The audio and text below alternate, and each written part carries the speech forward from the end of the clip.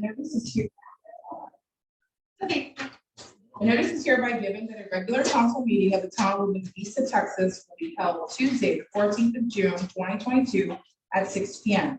at the Laguna Vista Fire Station located at 235 Sunset Isabel Boulevard, Laguna Vista, Texas. Pursuant to Texas Government Code Section 551-127, one or more members of the town council may attend and participate via video conference. A quorum of the town council will be physically present at the above meeting location. The following items will be discussed. Call to order. Invocation and pledge. Please bow your heads and pray. Dear Heavenly Father, thank you on behalf of all who are gathered here today. Thank you for your many and abundant blessings to life, health, friends, family, and faith. Thank you for the opportunity to play a leadership role in our great community. Thank you as well for the freedom to choose your embrace and your unconditional blessings. Finally, I also pray that you help us learn so that we can serve our community best. In your name, we Amen. I pledge allegiance to the flag of the United States of America and to the republic for which it stands, one nation, under God, indivisible, with liberty and justice for all. Honor the Texas flag. I pledge allegiance to the Texas, one state, under God, one indivisible. Roll call. Councilmember Carter, Councilmember Howard, Here. Councilmember Tolan, Councilmember Gonzalez, here. Councilmember Morel, Councilmember Digglebale, Here. Mayor Smith.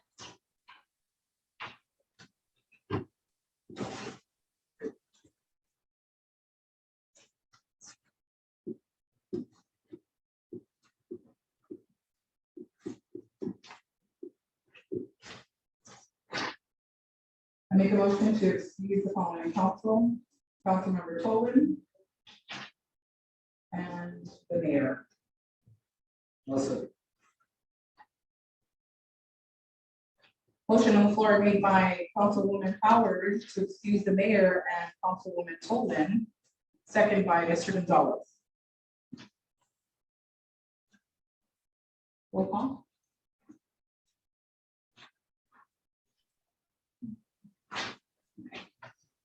Councilmember Carter, Councilmember Howard, Yes. Councilmember Tolan, sorry, Councilmember Gonzalez, here.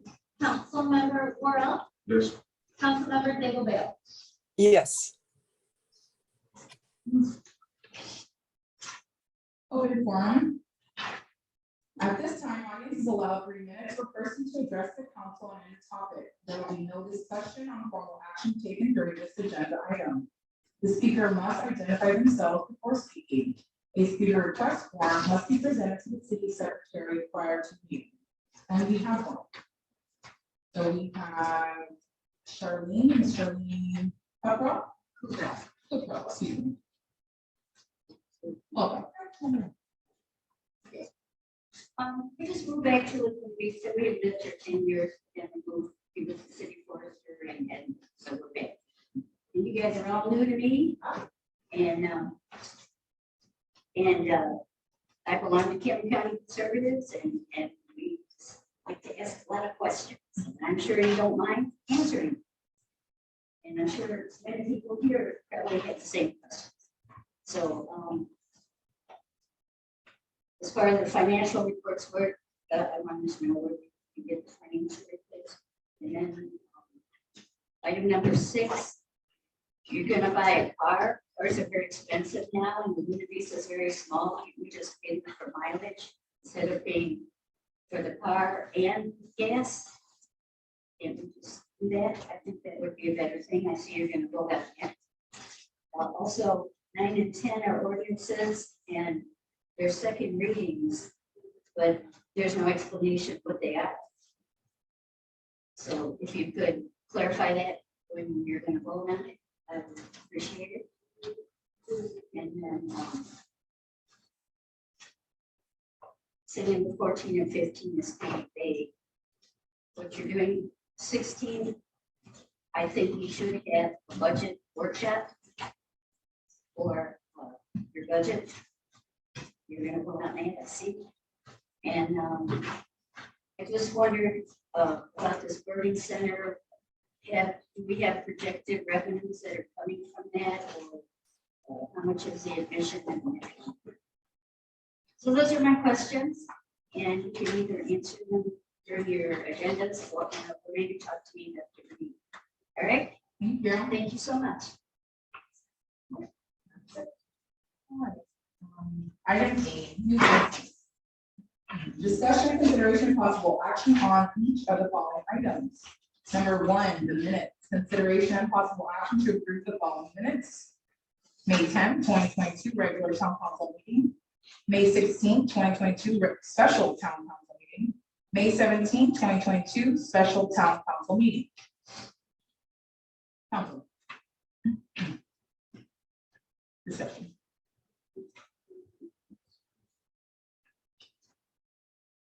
Motion to approve the minutes. And all three of them find the meeting. Motion on the floor to approve the minutes. Motion on the floor made by Mr. Laurel, second by Mr. Gonzalez. Councilmember Carter, Yes. Councilmember Howard, Yes. Councilmember Gonzalez, Yes. Councilmember Worrell, Yes. Councilmember Digglebale, Yes. Motion passed.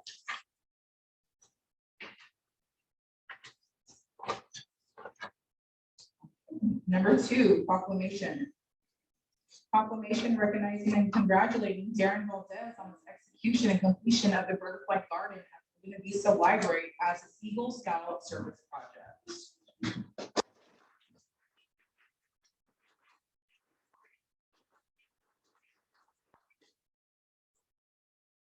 Come on, Darren. If you'd like to speak a little bit on behalf of what your project entails. And then we'll go ahead. Well, it's a butterfly alarm base station for butterflies when they might be down. It's like a rest stop kind of butterflies. Also, to help you for community a little bit. And how long will this service take you, the project? Let's see. 3 to 4 weeks. So it's grueling. Yeah. Any other questions or comments for Darren? Congratulations, thank you for supporting our city and helping us out. This is your good benefit. Thank you. So I'd like to read on behalf of the council and the mayor, proclamation at the city. Whereas on June 14th, Boy Scout Darren Valdez from Troop 59 will be recognized by the Boy Scouts of America for successfully completing all requirements for scouting highest rank. And whereas we are gathered here on this occasion as friends, family, and neighbors of Darren Valdez to support him on his attainment of the rank of Eagle Scout and to recognize the faithful and steady path taken within the scouting organization. And whereas scouting for both boys and girls has been an integral part of our community as well as a positive influence for many years, we know that the Boy Scouts of America are over 100 years old within the United States of America. And whereas we commend Darren Valdez on the Eagle Scout project, a butterfly garden at the Buena Vista Library, which is an example of many contributions he has made to this community. Now, therefore, I, Javon Howard, Mayor Pro Tem of the city of Buena Vista, do hereby recognize and congratulate Darren Valdez, Eagle Scout, for this outstanding accomplishment and extending him our dearest appreciation for all his dedicated work and wishing him the best in all his future endeavors. In witness whereof, we have affixed our signatures and seal on the 14th day of April. Congratulations.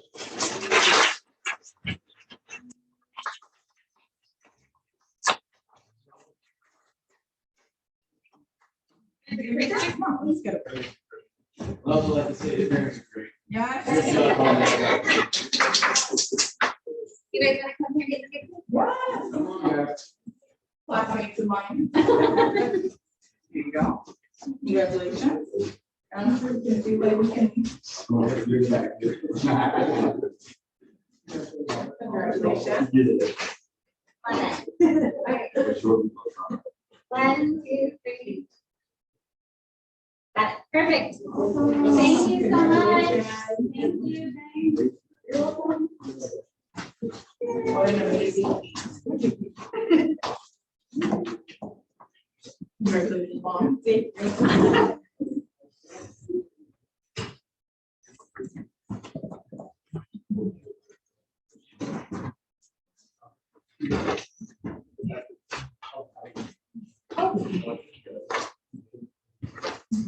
Item 3, financial report. Review of the monthly financial reports.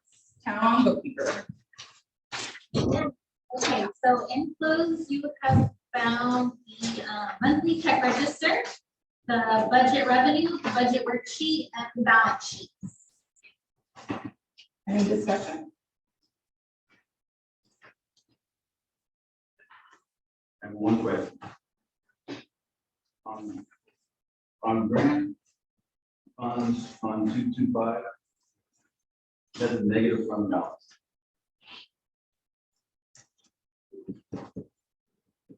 Yeah. We have a grant for the fire department. It supports Texas Forest, yes. So it's 100% reimbursed. So we have to spend the money first and then they do 100% reimbursement. So it's gonna have a negative balance. Chief Waters will spend the money and then we will get reimbursed for it. As he says. And he goes ahead and he contacts the board just to make sure that everything is allocated right, so it's gonna be approved. He just has to spend it before we reimburse it.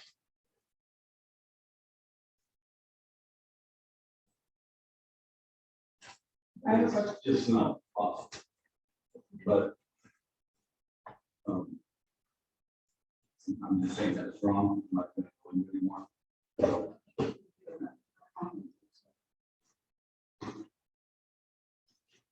On the Motorola Solutions, on that check amount, can you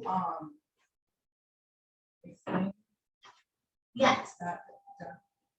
and that was approved from our capital outlay fund. It's for the PD and fire department radios. Those are the radios. Yes. Okay.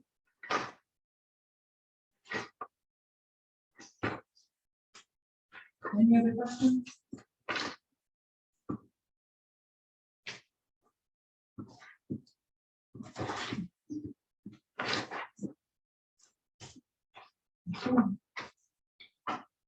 Ms. Silverberg, any questions?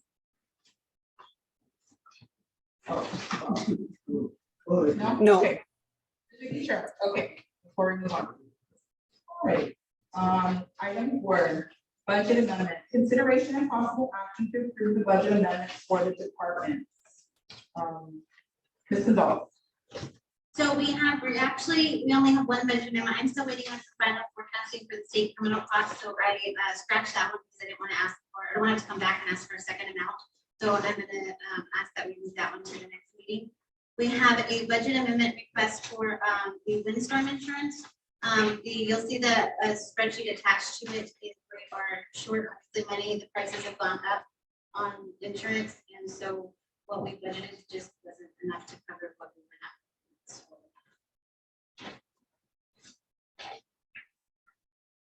Not bad, only 22%.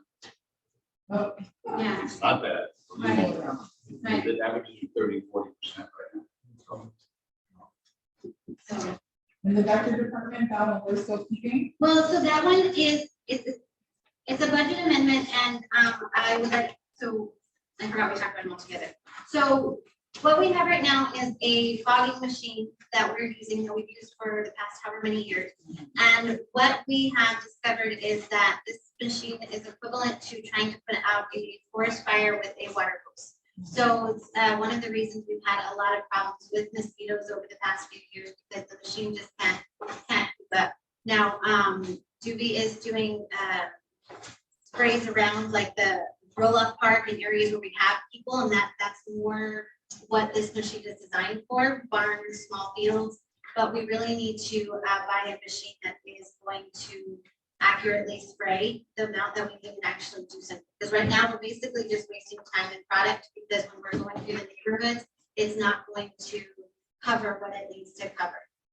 So we've gotten, you have there the bids, the machine we're using right now is about $5,000, and that's just there to give you a kind of comparison.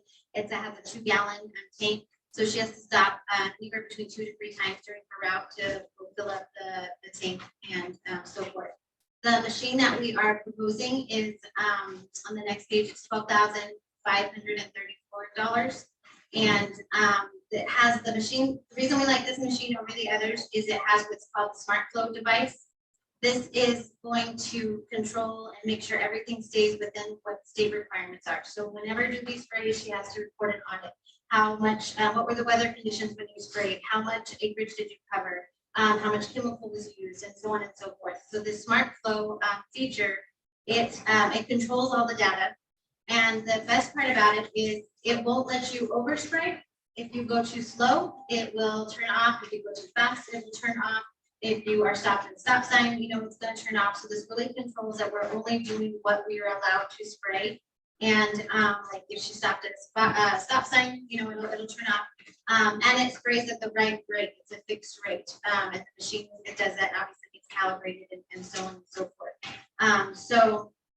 It has a 15-gallon tank, so obviously it's for not stopping, so it's more efficient, you know, when she's trying to spray. It takes about 4 hours to go through the entire town, más o menos. 4.5 hours. Just straight, you know, without having to stop, you know, so it'll make the spraying more efficient. We will still be able to continue to use the original machine. We can get them up to either one of the ATVs or the smaller trucks that we can run through the alleyways. You know, we can spray in the alleyways, like so we can concentrate. She can run that through on Roll-Off Park, especially before we have events, you know, so it's helping for those. So it's the machine won't go to waste, but this will definitely help the problem on a larger scale.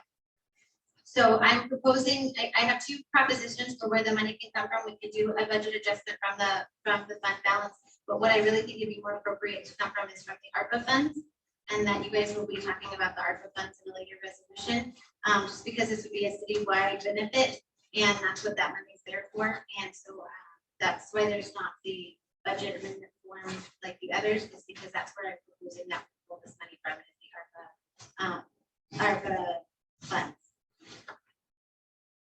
And the current sprayer that we have, $5,000. I mean, can we kind of guess how long it's been since we upped that? I mean, $5,000 then.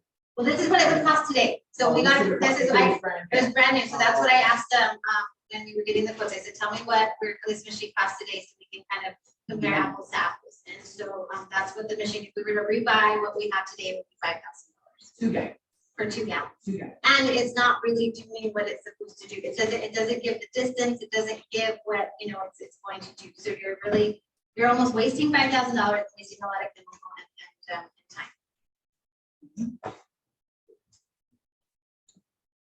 And then just for a side note, this particular hardware would need to be mounted onto something, or how would she be able to do a job that's efficient for the community? So it's on a trailer. So actually, I need to add that thing, because I'll circle back to that. But it sits on a trailer, a little 5x8 trailer, and then she would hook that up to a truck, and then she would go. So it would stay mounted on the trailer, and then she would do the whole trailer. She actually was able to able to go to the county, and she was able to borrow a machine that is the appropriate size that we can use from now until the summer, until we can get, you know, a budget approved or that, so we can still take care of the citizens while you guys decide what, you know, how you want to go forward. So it actually fits right now. It's being stored right behind the brush truck in the firehouse, so it's inside, protected, and she can just come in, back up the truck, the trailer up, and go, and then and it, you know, it fits nicely. The brush truck can still leave if it needs to in a hurry, and so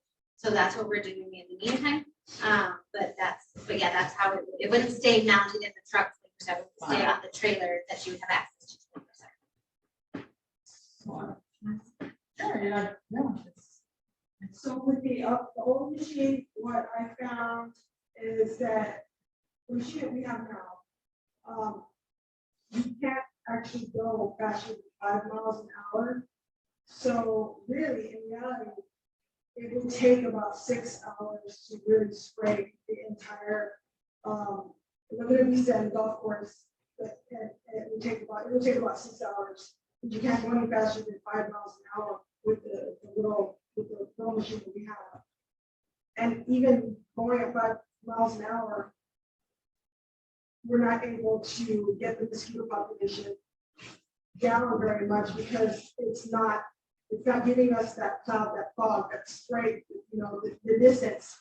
The new machine, you go up to 10 miles an hour, and that'll give us about 4 hours to spray, and it's gonna cover about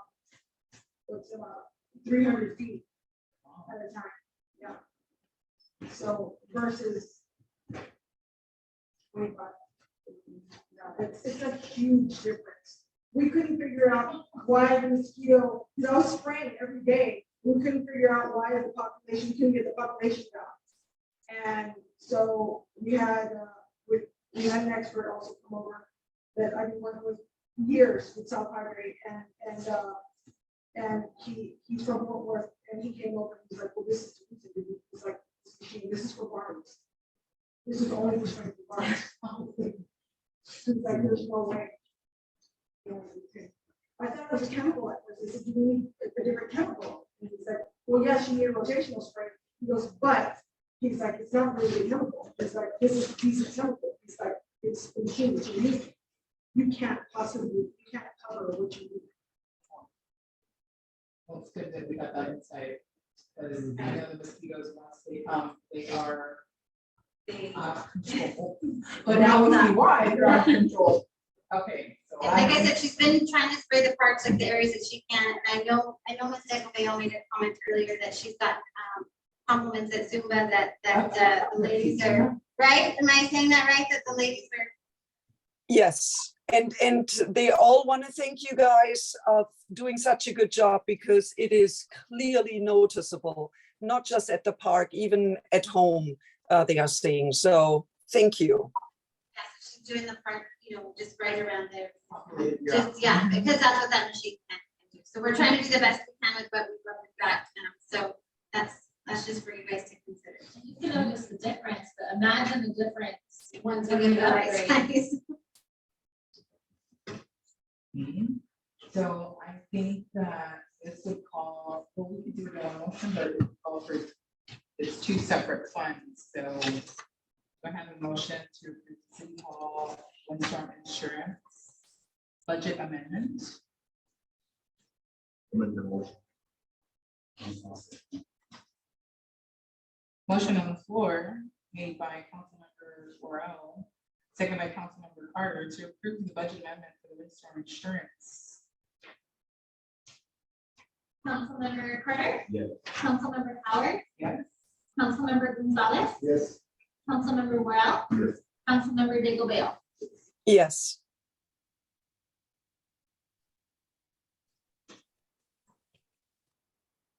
I would like to make a motion to approve the vector, department's, purchasing of the Cougar with smart and GPS machine.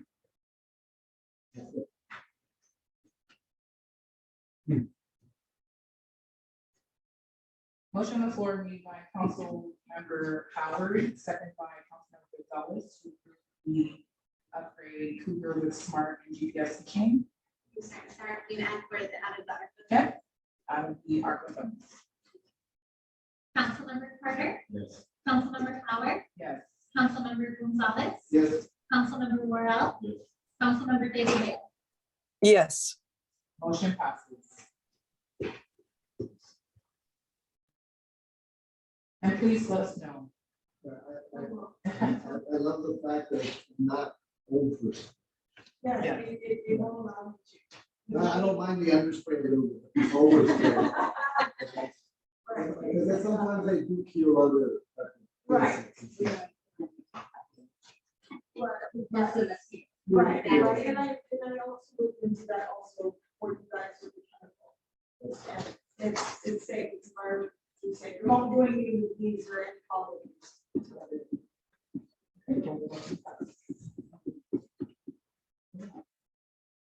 Item 5, resolution 2022-11, consideration and possible action to approve resolution 2022-11 regarding the designation outline of funds pursuant to the grant funding requirement.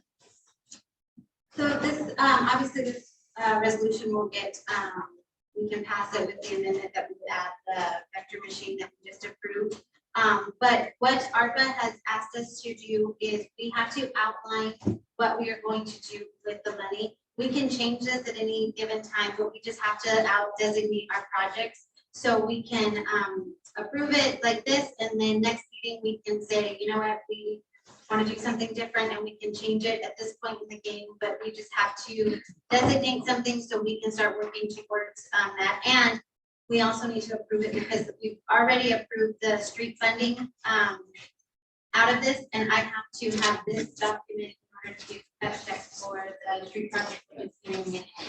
So we can add, obviously, number 5 would be the vector. Oh, no, we have the vector machine. So. I'd like to table this one if not with you. I want to do it in a second. Can we table this and talk about it? Move it. Move it down the line. Yeah. Okay. You gotta do it by motion table, or simply the chair prerogative to move it. Yeah. Okay, so we'll move item 5 so that we can include a possible additional item to the projects. Yeah, okay. Item 6, vehicle purchase. Consideration and possible action to purchase a vehicle for building inspector, code enforcement officer. Councilmember Worrell and Member Tim Hop. Do you want me to do that, or do you want to see your part of it? I'll do I think it benefits the city to have her have a decent vehicle. She should have something, being that she's the inspector, she should have a 4-wheel drive vehicle to get in and out of all the muddy lots. She should have a truck, and she should be able to use that truck to go hook up to the vector machine whenever she needs to and get that sprayed. It would be a real benefit to the community, and it would be legitimate, non-legitimate way to spend our funds. We haven't had someone in her capacity be able to do the jobs that she has been able to do for us thus far, working for the town. And we're just excited that she has so, so many ways that she can help us. But if we don't provide the resources that she needs to be able to do her job, then that's a disservice to her and a disservice to the community. So I truly feel as well that she needs a vehicle to be able to do her job properly. That's why I signed on for this. And I just want to detail on that just so everybody knows that she does the vector and the building, but she's also our animal control officer. So it's when she's got to go catch snakes or dogs or cats, she can have a cage in the back of the truck. And there's just, she does a lot of different things that would make the truck more feasible for her to be everywhere that she needs to be. And when they're doing the development back at the golf courses where there's all the roads aren't made yet, it's just a very Vehicle that she has. so, yeah, and the vehicle she has is on its last, it was on its last leg before. A donated Yeah, vehicle. yeah. So, it's just, it'll be very, very well used and so we have looked for quotes, but the problem right now is we couldn't get any dealership to sign up on a quote because they don't have inventory for, we called 3 different dealerships and, but for a 4-wheel drive, basic, truck, crew cab, we're looking at around $55,000 más o menos. Right now, everything's more expensive, but like I said, they wouldn't actually give us physical quotes because none of the dealerships have a truck to offer. Chief David did say he was going to try to contact some of the people that he gets the trucks from for the grants to see if we can get solid, paper quotes for you guys. But we were literally on the phone until, minutes before the meeting trying to, they'll send us the specs, they'll send us this, but they say, we don't have the inventory, so the price will vary. They don't want to lock themselves into a price and then be able to charge more in 5 weeks when they get the truck. So, but that's from I did call one of our former police officers that sells cars, and I just asked him to give me a rough idea so we could just know the number for you guys that you're considering, and he said that we're looking at between 55 and 60,000 for four-wheel drive. But, just the basics, and where it's nothing that's fancy, but I mean, it'll do the standard cab. No, this one was a crew cab. He said he couldn't get one on that set. I don't know why he couldn't get one on standard, but, I mean, if you. A little cheaper. Right, oh, yeah, so, and I mean, she doesn't need a crew cab, I mean, she's really like overwhelmed over even trying to do this, and she's just really appreciative, and but just the basics, she doesn't need, just it needs to be able to fit, the toolbox and a cage in the back, and since the fog machine, the little fog machine can still fit in the back, if she wanted to use it there, and then the trailer, so it'll be, universal. Yes. Can we look at either the buy board or the other? The smart buy, the smart buy, that we have, we're not getting much luck with the vehicles. I have a call into them. I have looked for we looked for the fog machine through Smart Buy, and it is super not user friendly. I didn't get the training at TML. I did call them and have them do a training with me over the phone, but it is just not user friendly. But I have looked for the fogger machine, and we couldn't find something comparable to what they were all just like the aerosol sprays. They were like the indoor, foggers. I mean, and the truck too. Well, same. I didn't get it. I couldn't get anything to pull up on the vehicle. You have to have the exact specs, everything that you want to pull up. And so I have not yet. I will have one before when I present all the rest of the quotes, but I don't have the exact quotes of the specs of what I'm presenting because I need to present all four specs to be the same. So, And just to reiterate, this vehicle purchase is not out of the budget. correct. It'll be out of the ARPA fund. And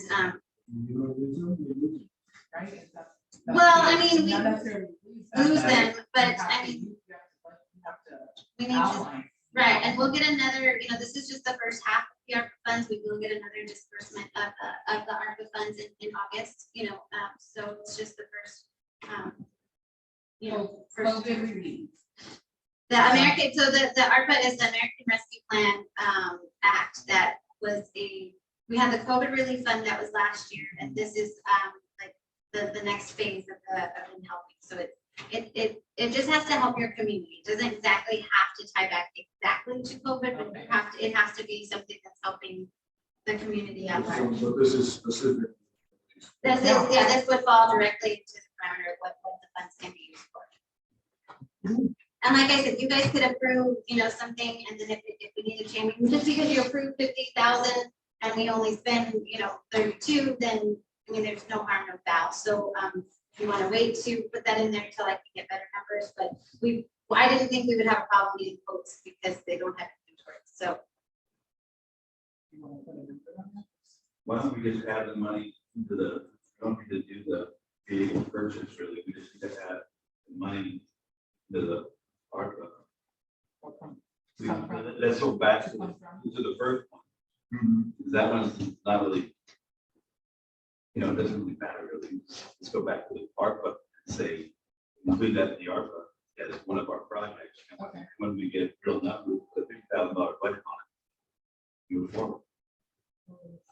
So you're saying you like Vector, I was just Vector, going to make the motion to purchase the truck up to 55,000 for the ARPA funds, and they'll do the best they can. That's not. That's all right. I don't think that motion to purchase the vehicle up to 55,000.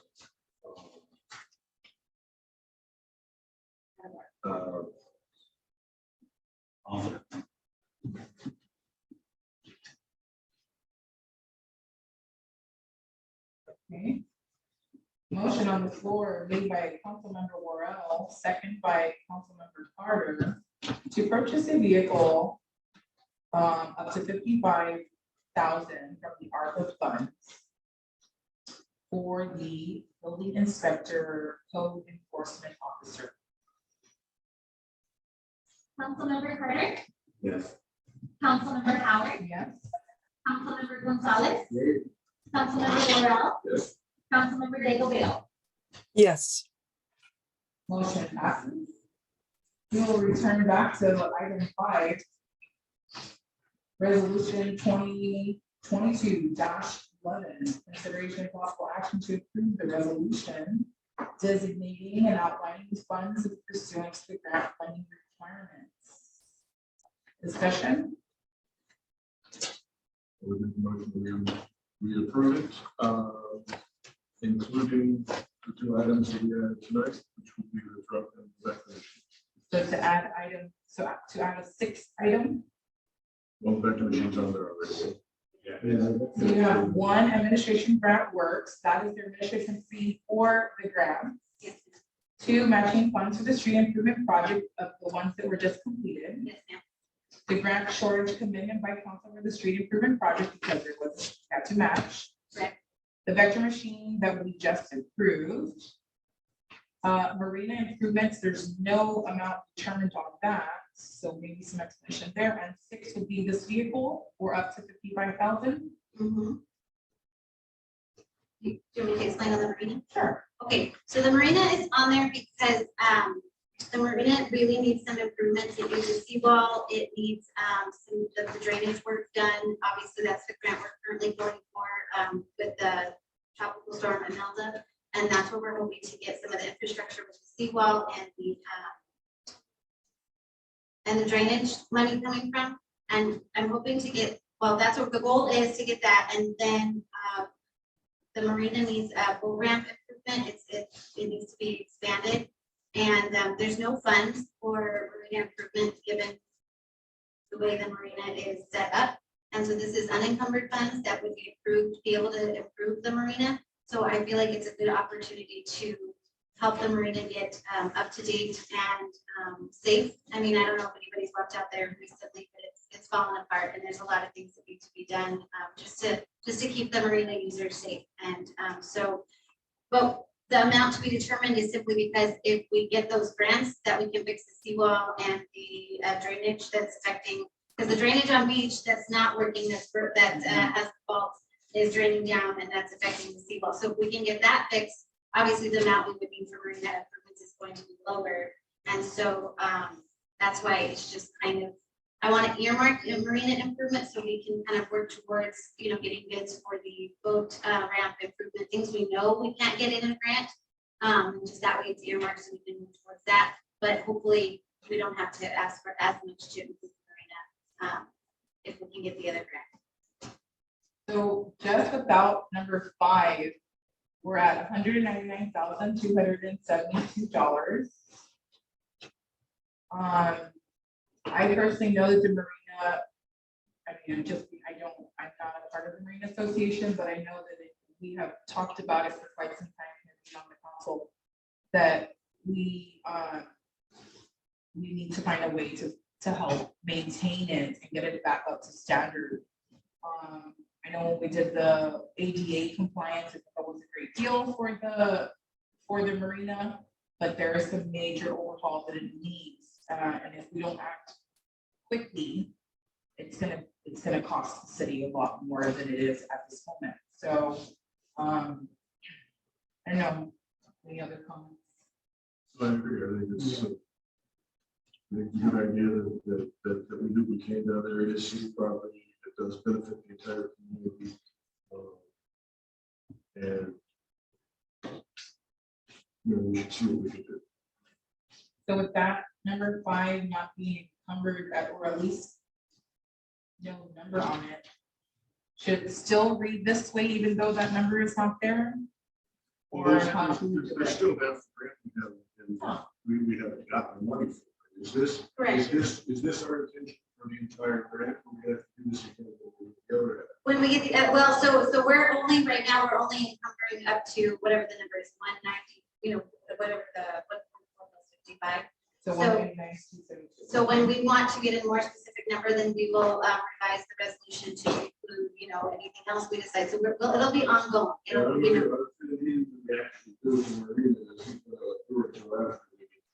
Right. It just helps us on the grant side, so we can be working with engineers and kind of going forward with, kind of is able for the grant works to kind of go to the next step of just kind of going, okay, if we get to go this route, we don't get this grant, kind of what, it just kind of gives us that approval to kind of do that next step.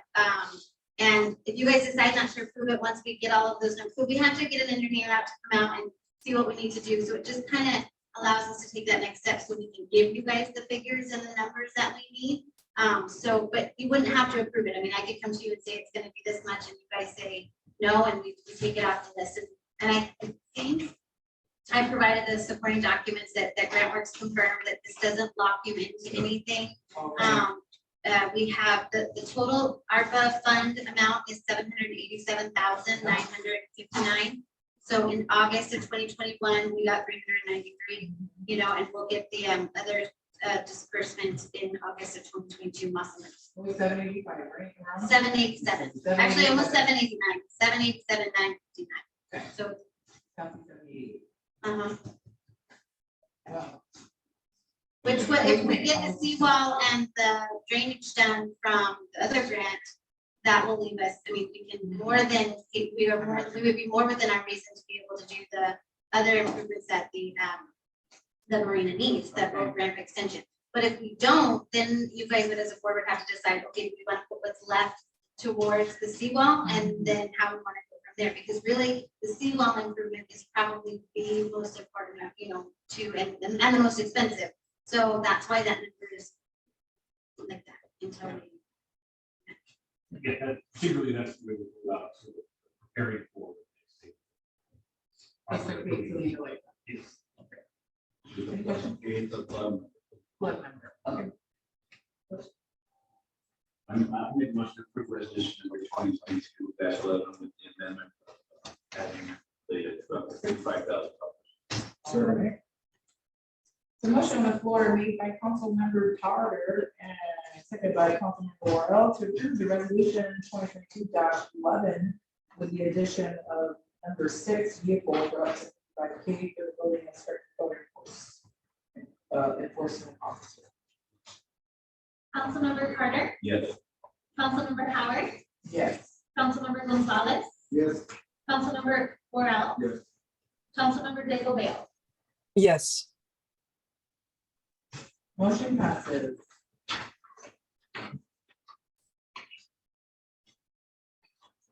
Okay. Item 7. Consideration and possible action regarding a resolution of Linda Vista authorizing submission of the Community Development Block Grant Disaster Recovery administered through the Texas General Land Office for the town of Linda Vista. This is resolution 2022-14. So this is just basically housekeeping for the grant that we're going out for, just authorizing for the documents that we, you know, authorizing that they can do what we're asking them to do. So we just have to this one so they can move forward. This is for the. This is for the grant that we just picked the engineer for the special meeting. This is that grant. Oh, okay. This is the one we're talking about that's going to help with the drainage Drainage. hopefully, and the seawall. So Okay. this is just this, I mean, we do it with every grant we get. So Yeah. just authorizing it. This is been a typo on page 2 Okay. of resolution 2013 verse 2024. Thank you.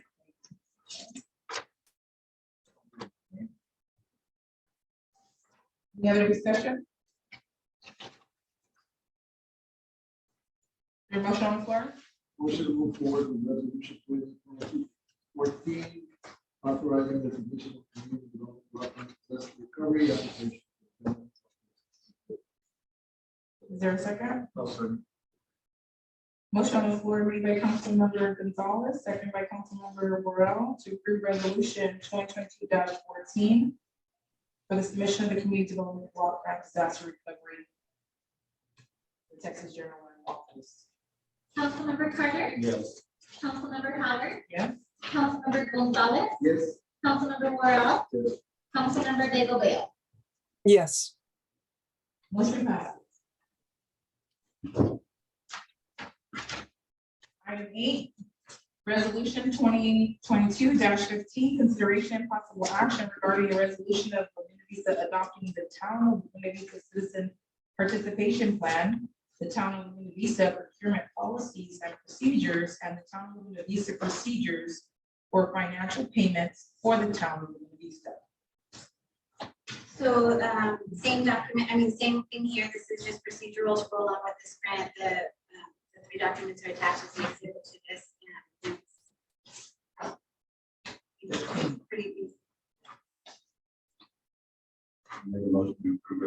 1/22/15. Move second, Howard. I'll second that motion. Excuse me. She's writing it. Motion on the floor made by Councilmember Carter, second by Councilmember Howard to approve resolution 2022-15. Councilmember Carter, Yes. Councilmember Howard, Yes. Councilmember Gonzalez, Yes. Councilmember Worrell, Yes. Councilmember Digglebale. Yes, Motion passes.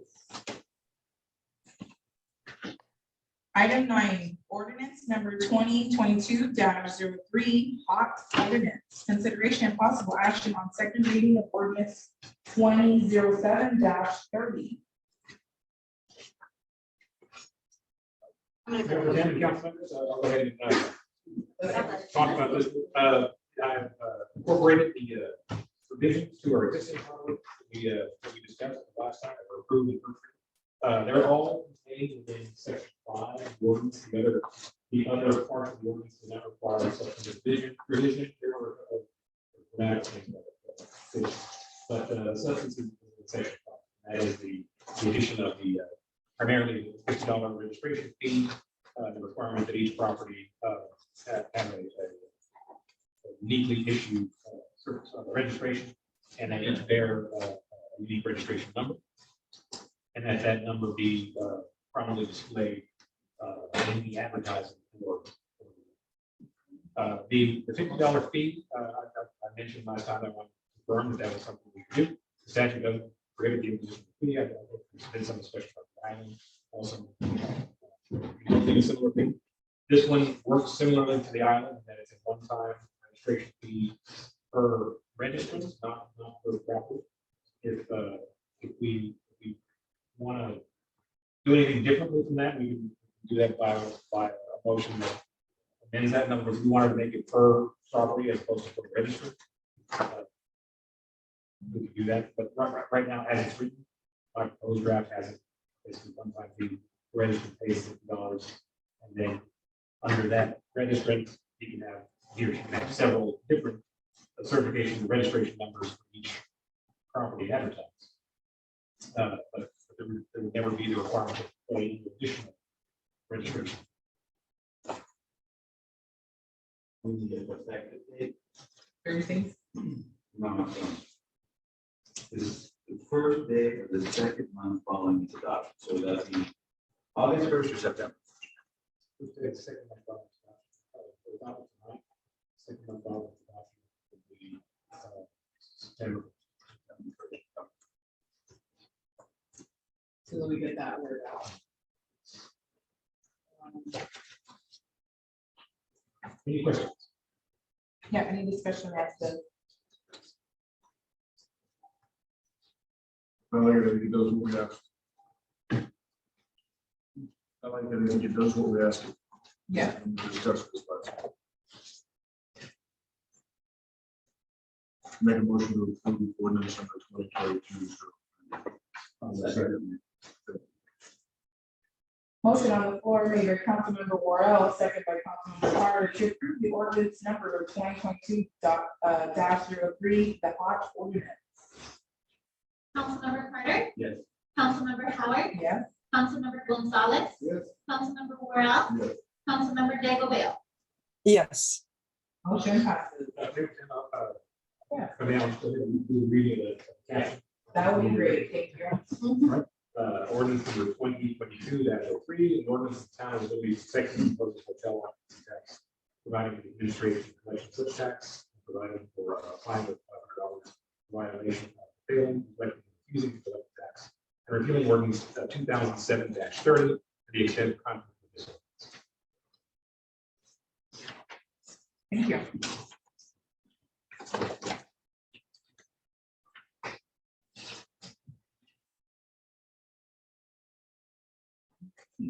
Item 10.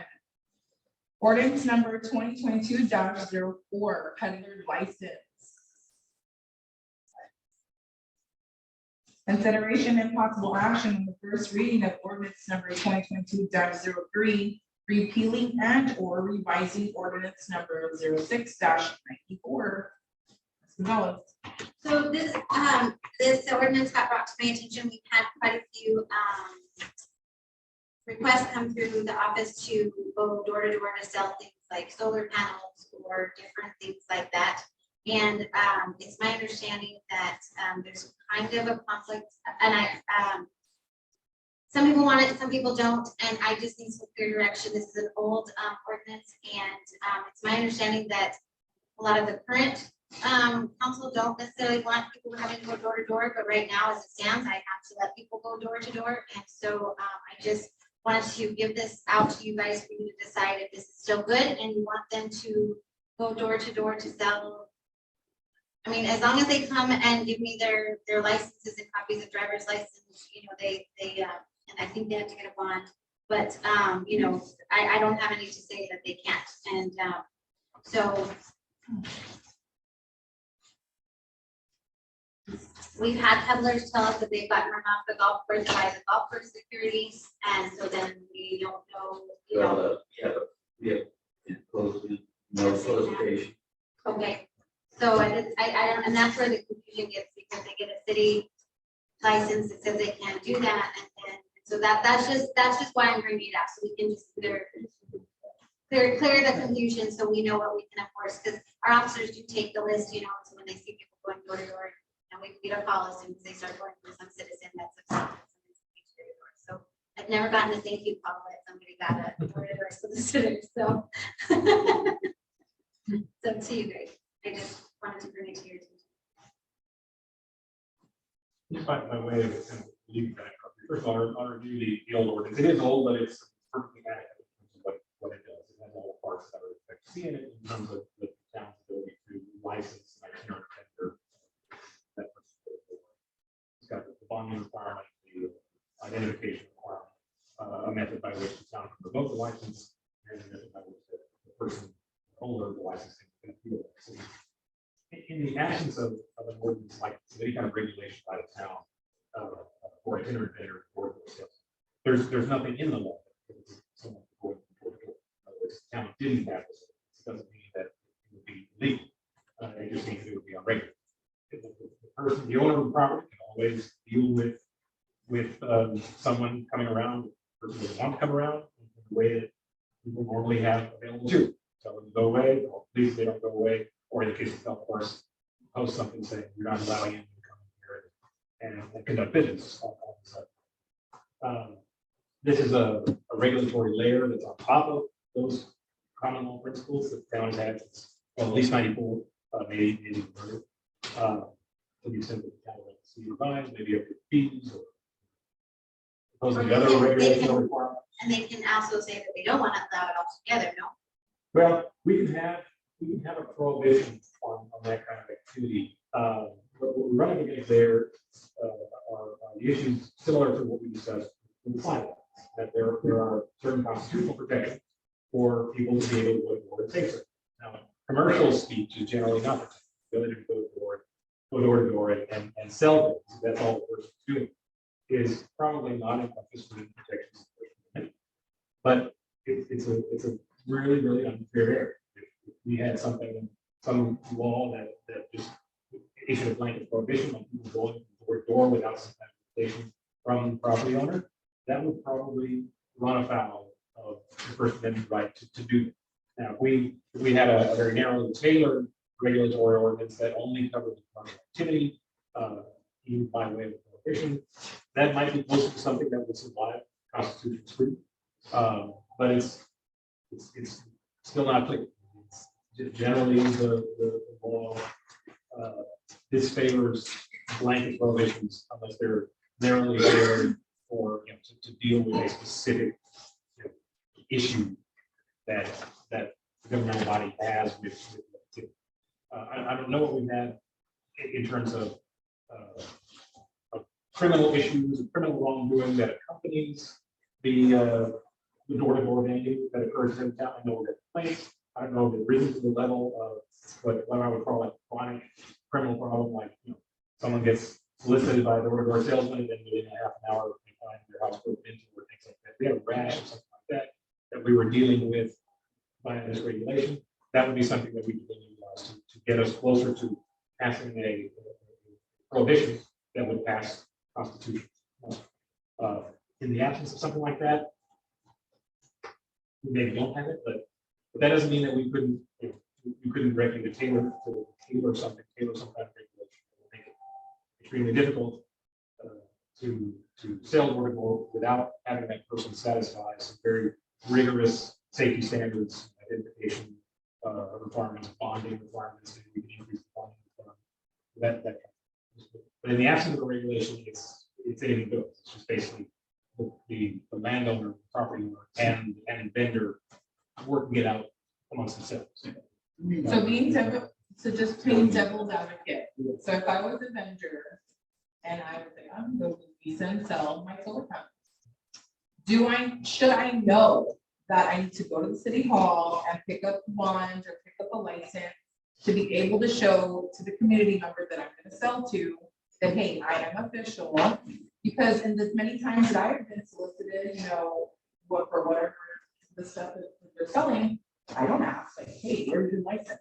Right. I mean, The only, Girl Scouts, like the kids just live down the street, come down. I mean, I'm not gonna go get a license. I can't buy your cookies. Like, there's no way I'm gonna do that to the young girl. The legal principle at issue is one, almost all, understand that they're in an industry that is regulated, whether they like it or not, or choose to go and find the ordinance or not. The law understands that people are supposed to be aware, make themselves aware of the laws of local jurisdiction, and if they don't, they choose not to, well, that's not an excuse for not doing it. Now, because it includes a fee and because it includes a bond, you're going to have people who are going to try to consciously and actively avoid the regulation and then see if they can get away with it. So the underlying legal principle of responsible to understand the jurisdiction applies. If someone comes in and they haven't followed the ordinance, that's on them, they're still subject to provisions. And you mentioned Girl Scout. I just wanted to point out that the existing regulation has intention for philanthropic sales with Girl Scouts. There was a Girl Scout week. Okay. But that's how, I mean, we're gonna have to, publish the provision of the ordinance. In other words, we're going to provide the normal notification that we do whenever we pass it. So if it's engaging in this kind of thing, that's all this. But that's sort of the legal framework. So the citizens have to put something. This guy is really into the city. We make the talk as we do. Come over Friday, that's what we do. The selling vendor is subject to. This is covered under this. And this is about as strict as it can be. Well, no, it's not as strict as it gets. What I meant earlier is that it's adequate. It has all the parts that you would expect to see in an itinerant vendor regulation. It could be, I mean, it could be. I think I heard you say it's not as strict because we haven't had major issues. Well, what I meant was if we were to do something like just issue an absolute prohibition on door-to-door sales, if that were challenged by something, we would have to demonstrate that we narrowly tailored it to a specific problem. And then we would have to demonstrate what that specific problem was, like a ratchet crime or something associated with the activity that we were dealing with as we were contemplating. And it is a tough one because then you're gonna prohibit. Okay. If you go, No. You go to the extreme. No, I'm just saying if you were to go to the extreme. Yeah. I think we both want to do that. Can you explain a little bit further on the complaint side of things? so what happens is usually what happens is the company, but right now it's solar panels. I mean, that's what I'm getting about. So that's the example I'm going to use, but I'm sure there are other companies. So they come in a truck, they've got 5 or 6 of them and they drop them all off at different streets, right? And so it's just a matter of time before one of our citizens calls and goes, hey, somebody's selling door to door. So then our officers get dispatched and they go, hey, do you have a license? Normally they say, oh yeah, let me get my boss. And then in about 5 minutes, they're gone because they don't have a license and because they know that they're supposed to, they know. Okay. So, I mean, if it's a little no name company that might, they'll be like, oh, I didn't know. And we've had a couple that actually come in and fill out the paperwork, but they don't actually cut that check and, oh, well, let me know. And, so then they can be like, oh, yeah, we applied for the, they're salesmen and, I haven't had any follow back up to be like, hey, have we gotten our license approved, and so they just sort of submit it and then, and that's why our officers during the day are really, really, they're really good about it. And if they see them going door to door, they will stop them. Chief can correct me if I'm wrong, but they will stop and say, hey, do you have your license? Because each of them we're supposed to have a copy of their driver's license. So every one of them that's going door to door. So if crime were to happen, we can say, these are the 5 people that we approved, and they fall under this person's bond, just like a contractor would. So, and the complaints are, why do we let them? I don't want them, why does the city approve them? So, and I just say they have a business to do. What can we say? So it was just often enough that I felt like I should, and since it was an old ordinance, I just felt like I should have the opportunity to relook at it and decide, because, and then the only thing I do ask is that maybe, I don't know if we can or if it's important, but, that somehow where this doesn't give them permission to go to the golf course and the people that were given the license to understand that we're not, because the one peddler license that did get it and they got, said they could go there, well, we have a city license and they fall under this, and, and it's just, if we could just make it, clear that we're not giving them permission to go over to the golf course and break those, that's what that's just my own. There is a section of the use of ordinance that deals with that. It's got some antiquated language in it. It's section 17. It basically says it's still unlawful for someone to go on private property, even though they have a license, if there's some kind of posting. They can. But it uses language. It requires a sign to have specific language in it. No peddlers allowed. Some of these terms are pretty archaic. When this was more of an industry. Yeah. But so if we're going to do some updating, I would genericize the posting requirement for a private landowner to provide notice to a license holder that it's still not okay. Yeah. Not requiring specific language, whatever allowed, but by some sign that indicates. Do we have to designate the language? Or We don't. We just said there's a sign designated. that no, conducting solicitation or itinerant business is allowed without any magic language. So we can do that. If we can, it's $100 if you don't, if you're a resident of the town, you want to go outside. It's $10. No, that's also. If you live outside the city, and you're applying for your license, the first one's $100. Right. And then the second one, every additional one is $20. If we don't want them here, we can double that and change the no peddlers allowed. Yeah. And, The only thing the citizen can do is post. No solicitation will be accepted unless, and they could even say, unless you have already been with the city. Yeah, this was with the permit. Or it could, if somebody just dislikes it, you could say, yeah, I'm not gonna deal with it today. I've seen property owners deal with it in a number of ways. Some of them are general, specific, some of them are specific to certain types of solicitation, like commercial or religious. Some are really. Right. And sometimes you prefer to tell a person that they can go. So this is the door. Turn the TV off. So our best bet is make it as difficult as we think is reasonable. And move on. I double these rules language. Yeah. The golf course, even though they have their soliciting signs, they're still effective, or Yeah, because we get phone calls, and we gotta go track it down. you guys? Get rid of it. If they get problem. Okay, Then you got signage up at the entrance. at the And entrance. that Okay. qualifies. So Yeah. maybe we can do like a signage. I don't know if that's. I know that's not this, but. You can offer solutions at some sort of like, well, this is what you can do. Yeah. You know, I mean, we don't have to, we don't have to City Ordinance. If you don't want people on your property, but no solicitation sign, then just says, don't knock at my door. Yeah. That easy. But you can do a blanket with the golf course, because the homeowners association. Right, It's they all have the private. rules. Right, yeah. There's the state, only Girl Scouts.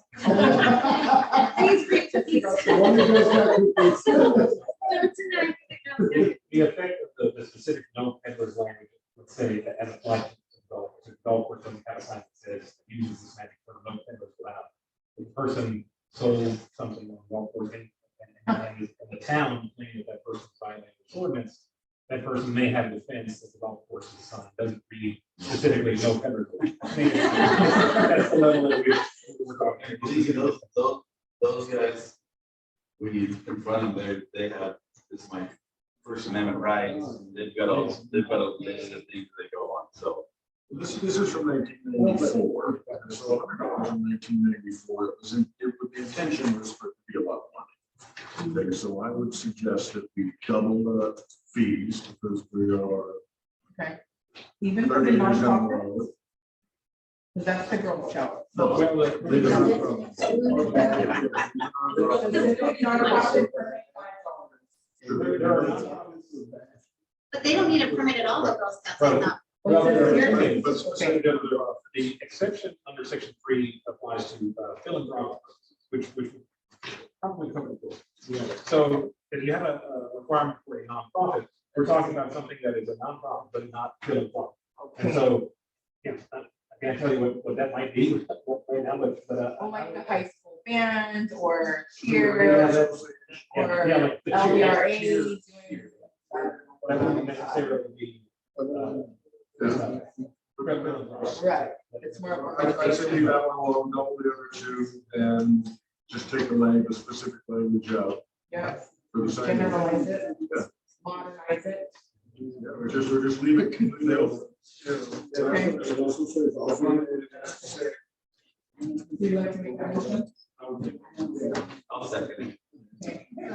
Wait, did you guys want to leave the bond the same, that they only have $1,000 bond? Do you guys want to leave the bond amount that they have to have the same? No, these are numbers from 94, I would double everything that. they said. Double. Okay, so the bond is also, it has to be a $2,000. Because it's, maybe more money. The dollar sign gets the. Except the Except for Girl $5. Scouts. Except Yeah. except for the nonprofit. This ordinance is 30 years old. Okay, First year old. just a couple days ago then, right? That's what I always say. Just a couple. Hear about something you might do. We have a motion on the floor made by Councilmember Worrell, seconded by Councilmember Carter to, I guess, to the second reading, right? To make an amendment, yeah, well, to make an amendment. Well, and the changes that we discussed, we'll make it into this first reading tonight, and then. To adopt the changes that we discussed tonight. All right, That'd be the first reading. first reading. Okay, Councilmember Carter, Yes. Councilmember Howard, yes. Councilmember Gonzalez, Councilmember Worrell, Yes. Councilmember Diego Bale. Yes, Motion passed. Item 12, Mayor Pro Tem. Consideration and possible action to appoint, reappoint a Mayor Pro Tem as per home rule charter. So it has me on there, but this is a pretty standard way to reappoint a mayor pro tem, so you guys. Well, I would just like to say, as the Mayor Pro Tem currently, that I was very blessed to have this position. I thank the council and the mayor for appointing me. It has been a very interesting position. And Make sure you want to give it up, because you're really good. I You're really good. like the year. It was good. It was good. So I appreciate it. The learning lesson too. So. All right, well, I'd like to nominate I will second that. Whoa. Motion on the floor made by Councilmember Worrell, second by Councilmember Carter to appoint Councilmember Gonzalez for the mayor pro tem position. Councilmember Carter, Yes. Councilmember Howard, Yes. Councilmember Gonzalez, Yay. Councilmember Worrell, Councilmember Digglebale. Yes. You voted no. Yeah, I was gonna say, is this nepotism or what? The extension. Yeah. Congratulations. Yay. Best of luck. That's why I asked you, I'm sure you voted. I think everyone just chance at it. I think it's a good opportunity for service.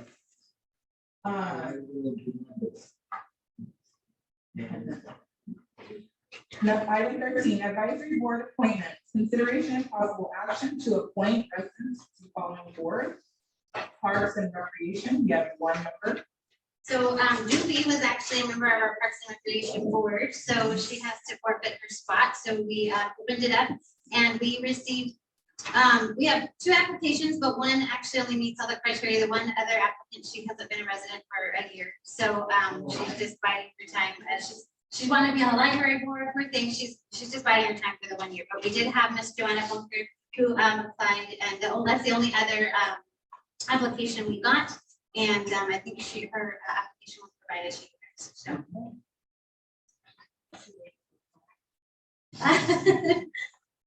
I'll make a motion to appoint Joanna Bunker to Parks and Recreation Board. Motion on the floor made by Councilmember Howard, second by Councilmember Gonzalez to appoint Joanna Bunker to the Parks and Recreation Board. Councilmember Carter, Yes. Councilmember Howard, Yes. Councilmember Gonzalez, Yes. Councilmember Worrell, Yes. Councilmember Digglebale. Yes. Motion passes. 14. Item 15, SPIGC Development Review, consideration and possible.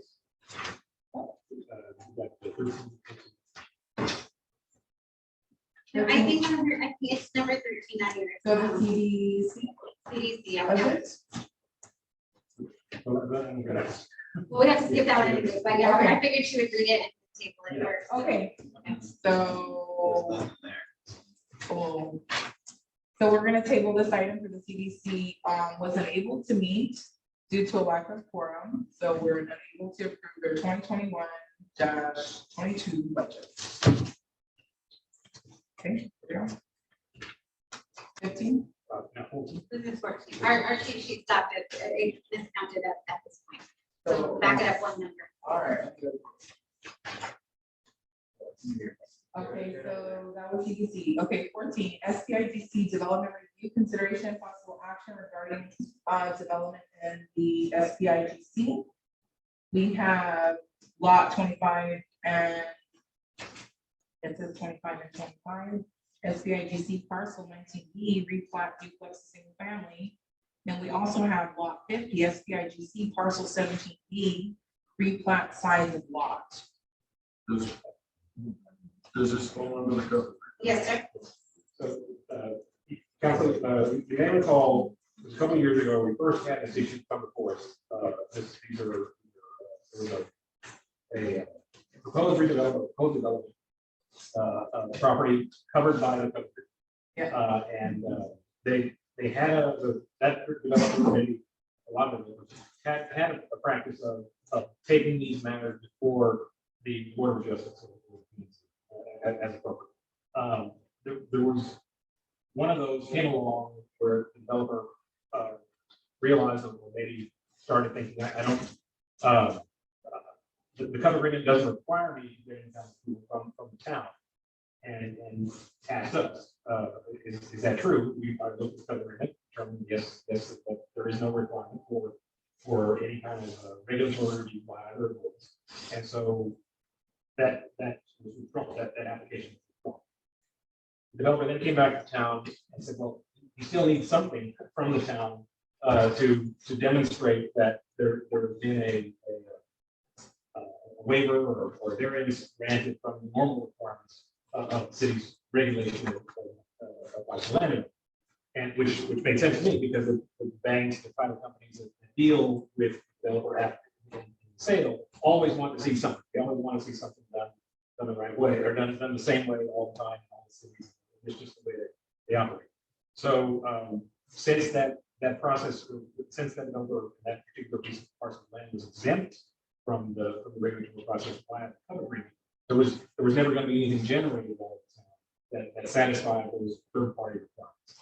So what that developer asked us to do was to, at this council level, pass something that recognized that parcel was exempt from the normal regulatory requirements, and that the city approved it.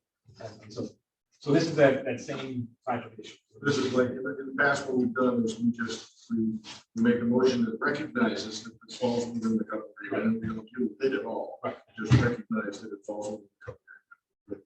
Then we were able to issue some document to the developer that he's able to then take these third parties to satisfy their requirement that there be something in their record that shows this is not government. So that's what this item is asking. So item 14 is asking for that this falls under the CUP agreement. Yeah, the town approval will recognize, acknowledge that these parcels are exempt Are from exempt. the cut process, and we have no objections to the development. Any discussion? I make a motion to approve what Al said.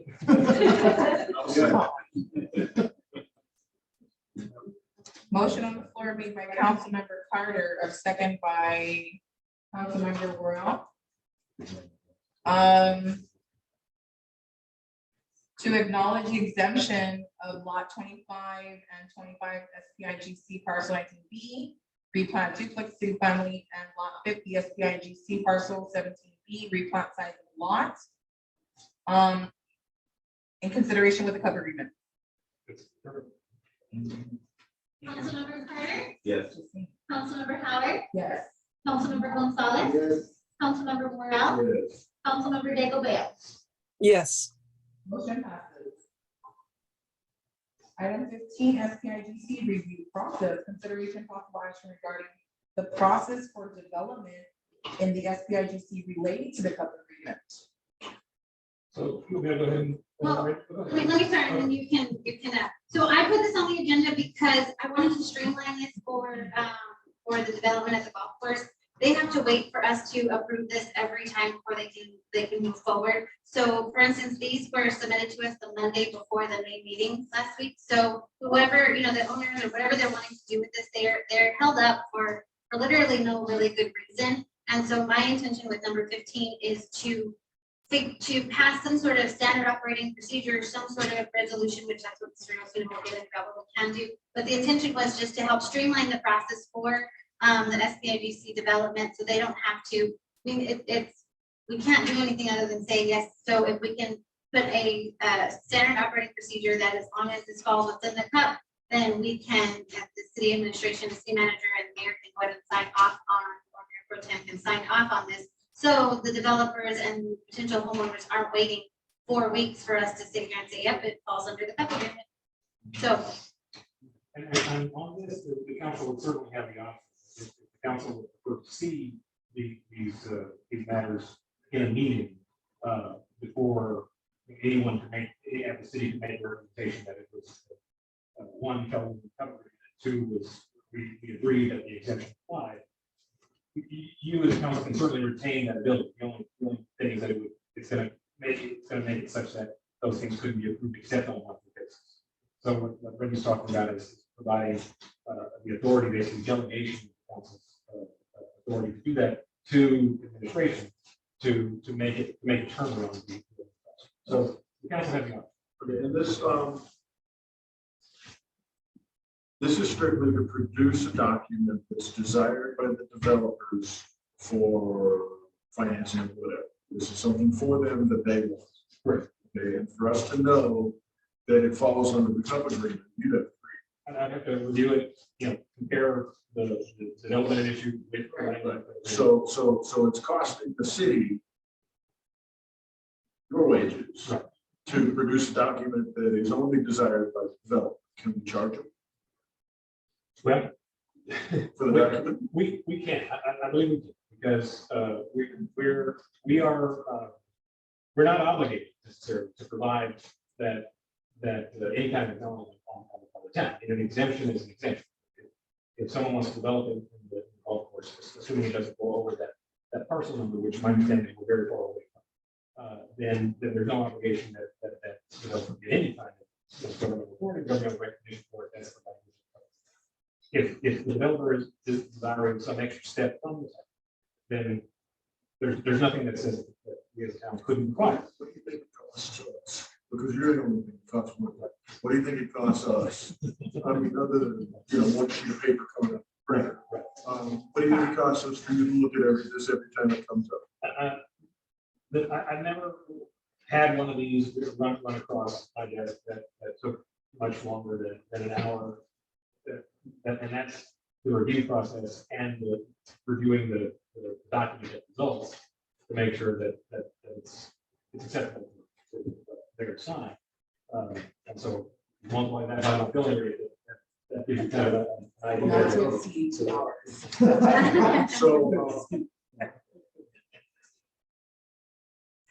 So if we were gonna do something that's just automatic, if you say it falls under the cover agreement, you can sign it, it's gonna be a standard form. So that won't take a lot.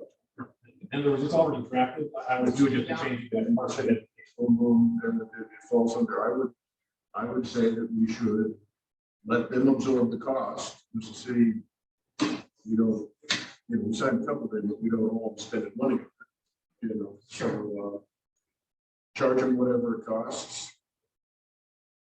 on average, and give them the paperwork, as long They as want to you think streamline it it. falls under the cover agreement.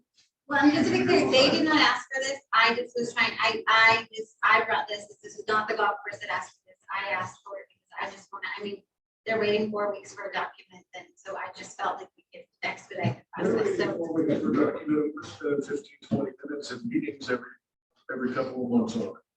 It comes at constant. So it's taken our time, it's taken our money, and it's covered under the cover agreement. It's a document that they require to make their life easier. Let them buy it, let's go. As long as it falls under if our lawyer thinks it falls under the cover agreement, it falls under the cover agreement. None of us are gonna deny that. And there's no reason that we shouldn't authorize the city manager to sign this. And I just feel that if we're spending money on it, that should be covered, and we go. Regardless of whether we wait a month, or we expedite it, but this, you still have to review it, don't you?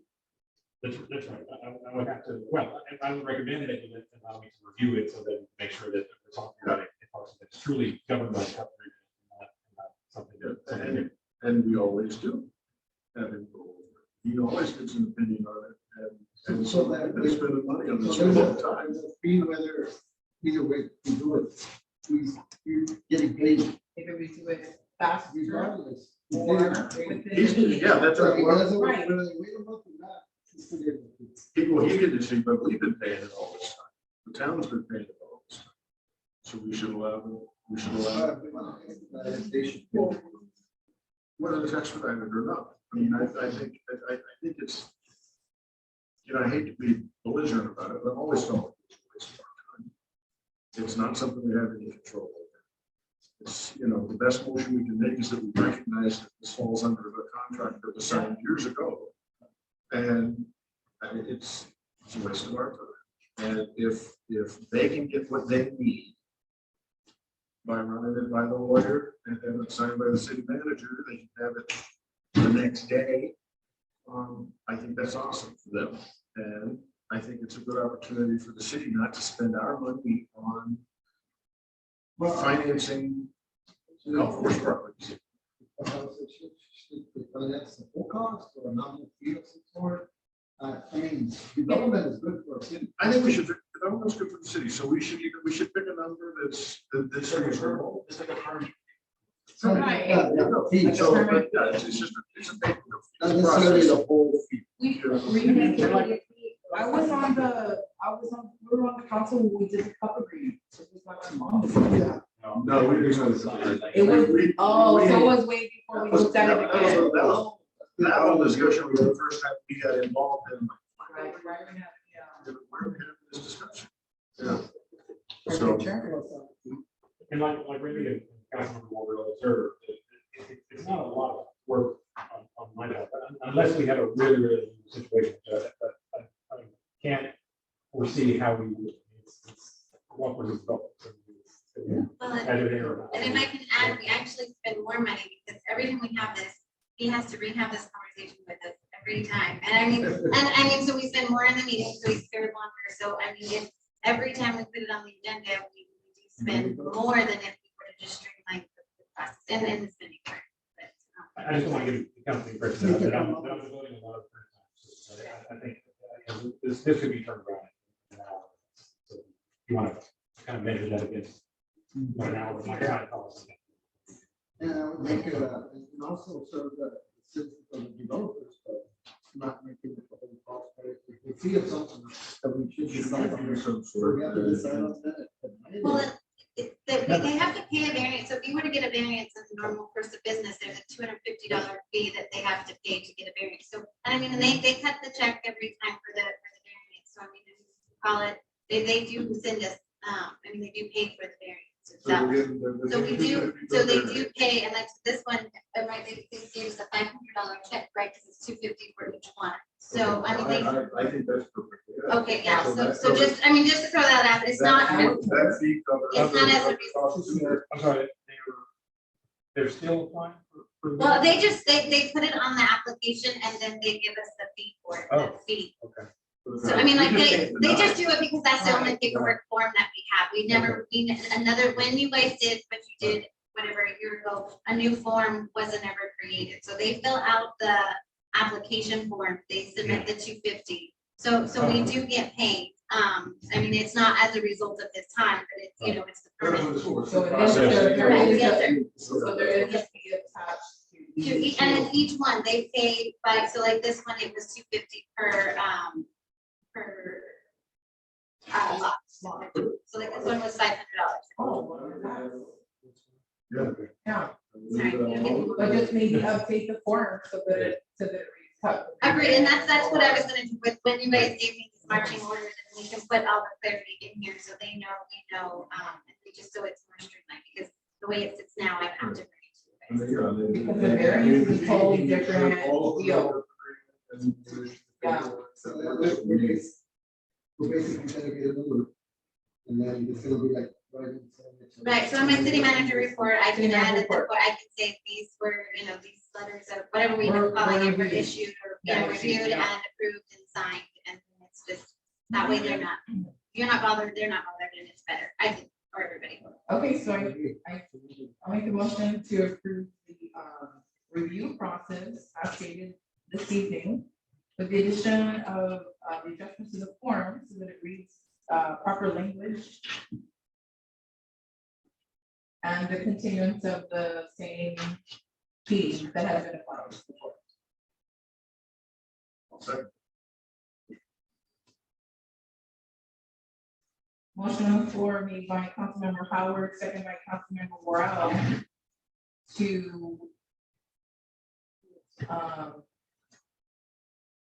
pass the reviewing process for the CUP agreement as discussed. Councilmember Carter, Yes. Councilmember Howard, Yes. Councilmember Gonzalez, Yes. Councilmember Worrell, Yes. Councilmember Diego Bale. Yes. Motion passes.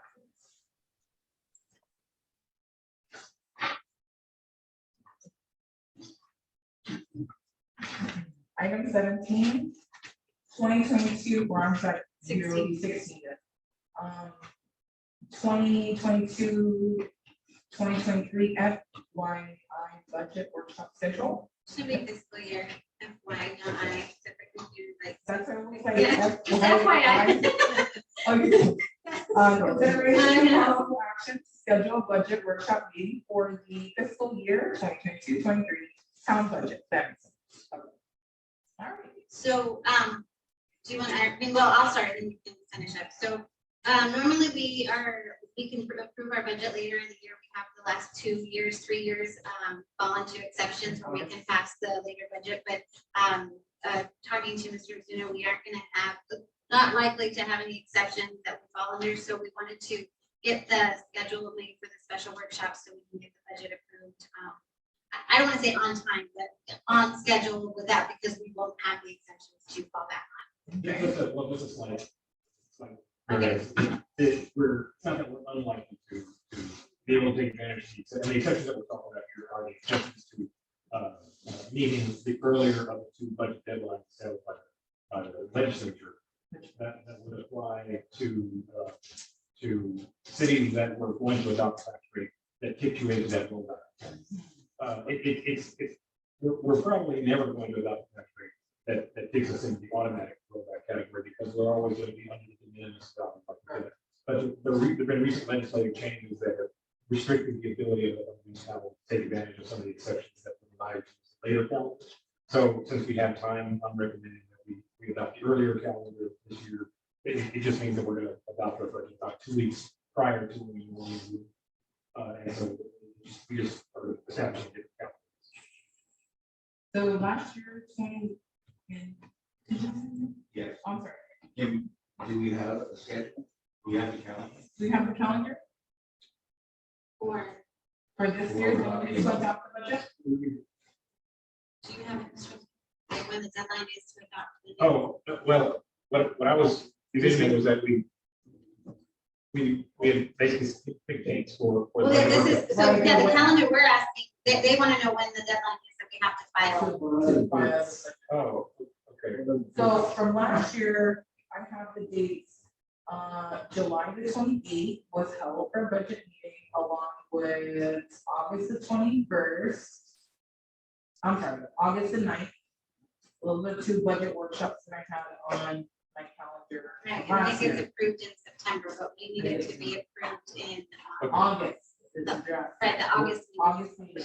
What I would recommend is that basically the family week we had last year be advanced by 2 weeks. So in other words, the regular meeting live and the workshop, and then 2 weeks after that, especially. End of July.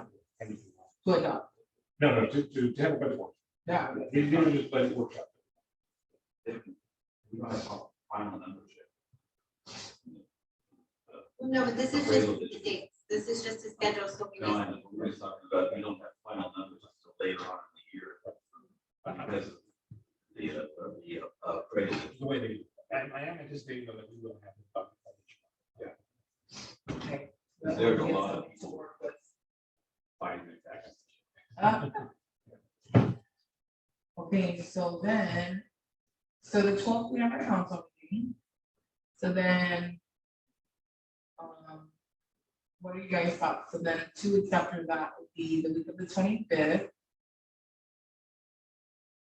So maybe the 26th could be one possible date. Then the 26th, August meeting is the 9th. Do we want to approve budget for tonight? So, Early September. Early September. so before the September meeting, right? When it done, or do, if by the September meeting.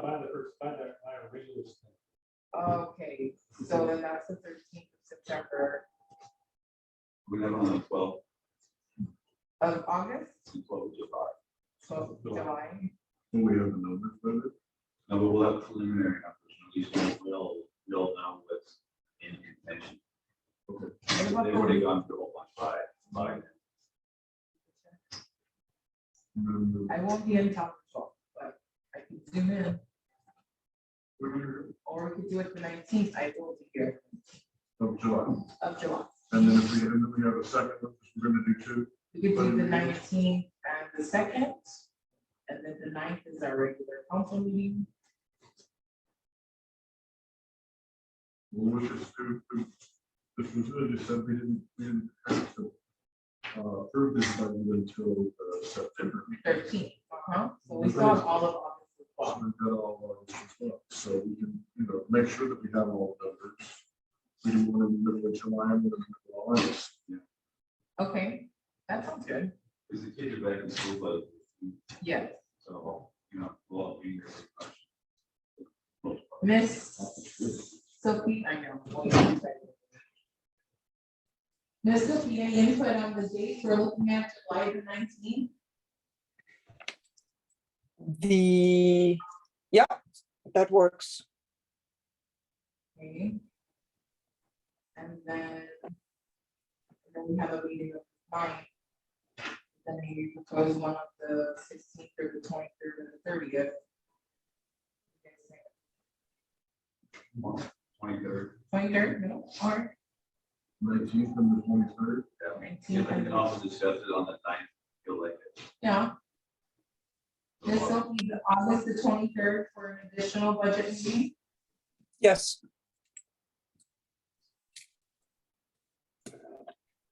August 23rd or August 20th.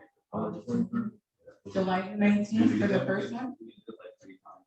Okay, July 19th and August 23rd. And then that'll also give us a couple of weeks, 2 weeks before the our September meeting, in case we need to go a third round. Does that sound?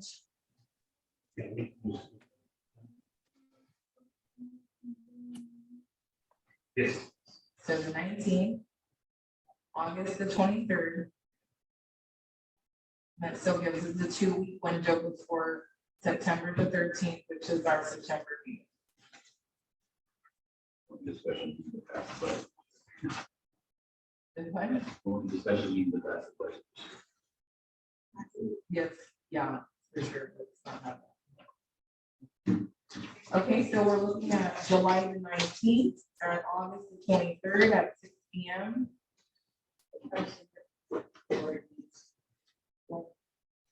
For the budget workshop.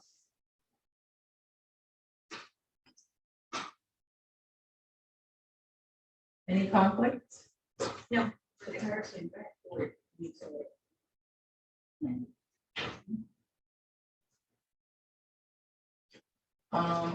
so.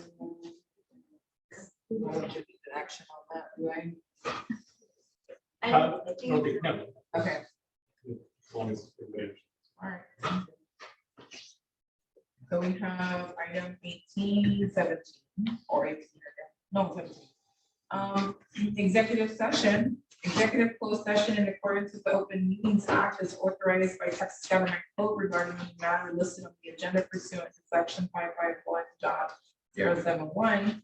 Consultation with town attorney and pending litigation, 551.0272, deliberation regarding real property, 551.0474, deliberation regarding personnel matters, and 551.087, deliberation regarding economic development negotiations. We have 2 on the list today. We have I, deliberation regarding the salary of the city manager, and 2, deliberation regarding the appointment of the interim city secretary. Do I have a motion to go into executive session? Then we will executive session. Motion on the floor made by Councilmember Worrell, second by Councilmember Gonzalez, to move to executive session at 7:38. Councilmember Carter, Yes. Councilmember Howard, Yes? Councilmember Gonzalez, Yes. Councilmember Worrell, Yes. Councilmember Diego Bale. yes. Yes, motion passes. We will break. Yeah, So, Yeah. so we can, do you guys want to go downstairs or do you want me to go upstairs? If Ms. Digglebale would be able to stay on. Well, yeah,